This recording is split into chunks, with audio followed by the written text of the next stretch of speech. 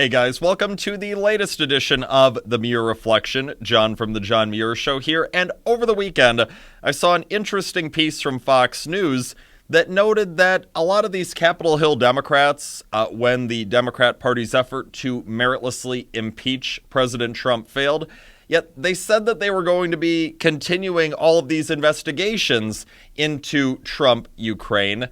But as this Fox News piece noted, a lot of that has not happened. We have not had all of these new subpoena requests. We have not had all of these new witness requests from congressional Democrats who, again, said that they were going to continue all of these Trump-Ukraine investigations long after impeachment. I mean, you would think that these congressional Democrats would continue these Trump-Ukraine investigations because even as their effort to meritlessly impeach the president failed as it should, you had so many of these Capitol Hill Democrats saying, no, we must do something about Trump still because Trump is a threat to national security and Trump is a threat to our 2020 presidential election. I mean, you remember all those claims that these elite leftists were making, right? Of course you do, because it wasn't that long ago. And they said that they were going to continue to pursue this on behalf of the well-being of the United States of America. They were going to continue looking into Trump, this great threat to U.S. national security.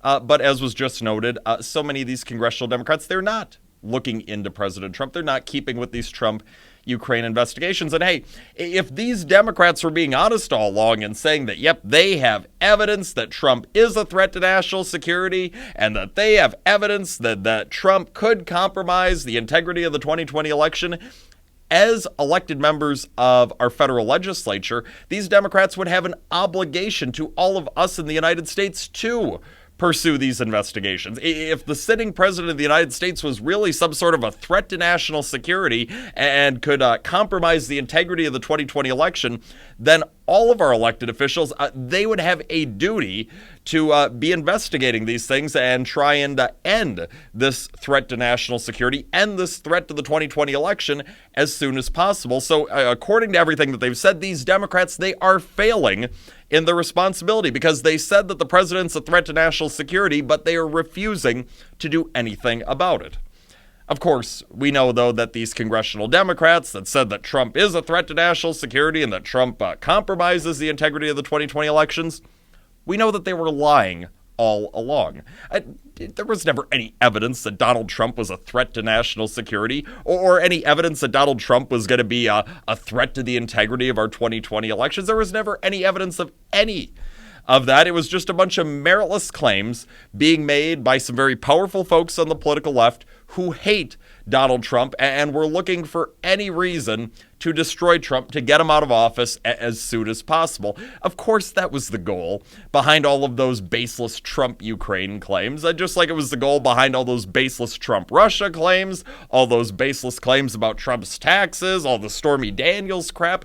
I mean, the list goes on. The goal for all of these congressional Democrats is to take down Trump by any means necessary.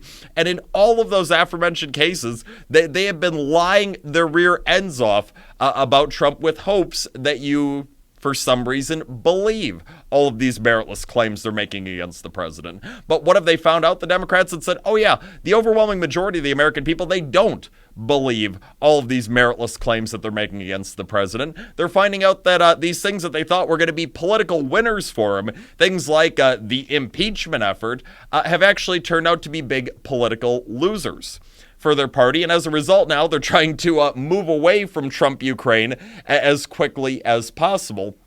You see, it's become abundantly clear over the past 3+ years that for the elites in the Democrat Party, all they care about pursuing is what they believe is going to be politically advantageous to them, Democrat politicians. If something is not politically advantageous to them, they have no interest in it whatsoever. Even when it comes to things that are about like the prosperity of the United States and its citizens, if they do not believe it's politically advantageous, which we've seen in the overwhelming majority of cases in recent years, they do not believe that the well-being of the United States and its citizens is politically advantageous. As a result, these Democrat politicians, they've totally ignored these matters, and it's come to great harm to the United States and you, its citizens. So look, people, there is no reason whatsoever.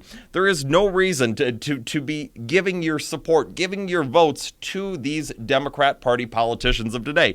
What have they shown in recent years? Well, as we just noted, they've shown that they're willing to lie their rear ends off, and they're willing to totally ignore what's best for U.S. well-being and U.S. citizens' well-being if it doesn't personally profit them, the Democrat politicians.